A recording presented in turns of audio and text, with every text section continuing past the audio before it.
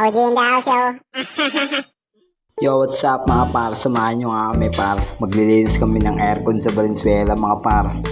May linis ulit mga par. Kaya tara, samahan nyo kami. At yo mga par, biyahe na kami par. Papunta namin ng Valenzuela. Bali, may tumawag sa amin. Maglilinis daw kami ng aircon mga par. Bagong-bagong aircon to mga par, sariwa pa. Yan, biyahe na kami par. Papunta namin ng Valenzuela niyan par. Yan, dito namin sa par, sa may kawayan par.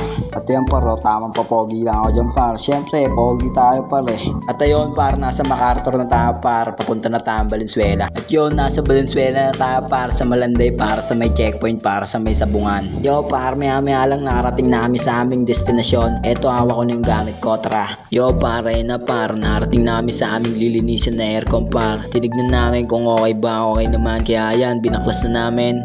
Isa-isa yan par. Babaklasin din namin yung loob niyan. Siyempre, lalabas namin yan sa mismong bahay par. At yan na, nalabas na. Siyempre, binaklas na isa-isa yan. Tinanggal na yung mga tornilyo. Yan, binagbabaklas na. Yan, pati yan, pinagugupit na rin kasi bagong-bago pa yan par. Tinanggal pa yung mga ziplock. Yo par, maya lang binugaan na rin na pressure washer para yun na paro. Talagang tanggal mga libag niyan par pag sa amin kayo nagpalinis. Kaya ano pa hinihintay nyo? PM nyo ako mga par. Ayun paro, talagang kita-kita mo naman par kung paano namin linisin yung aircon para yung isang unit par. Kaya magpalinis ka na. Yan paro, may balot pa yan par. Binalutan talaga yan par. Para pag sinaksak namin, hindi yan sasabog par kasi maingat kami par. At yun, maya lang par. Tapos na rin, malinis na rin. Di na namin na videohan kung paano namin sinabon-sabon lahat yan kasi busy nga par. At yun par, napagod din tayo mag-video kaya pinagmerienda tayo ng coke tsaka cream oil. Tapos yan par, tamang tornilyo lang dito dyan par. Tapos ako tamang inom pa ako ng coke dito paro. Yan par, wina-wiring na par. Wina-wiring pala par. Inaayos yung wiring. Ngayon paro,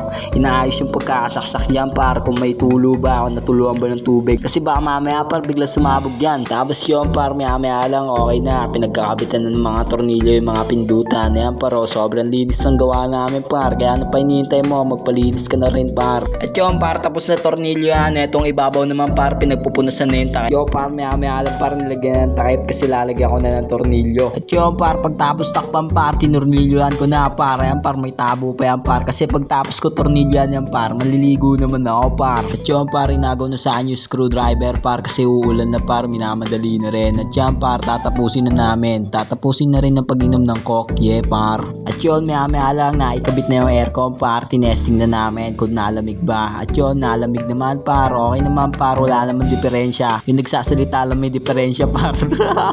At yun mga par, pauwi na kami par, inaatras na lang yung motor par. Pauwi na kami ng Bulacan par sa may Marilaw par. Nandito kami sa may Dalandanan par. Yun par, nasakay namin ng motor. Meron pala akong kasabihan mga par, mamaya ako sasabihin. Share nyo muna tong video, mag-like kayo. At eto ang aking kasabihan, umitim ka man ka, diskarte, ang mahalaga hindi ka maarte.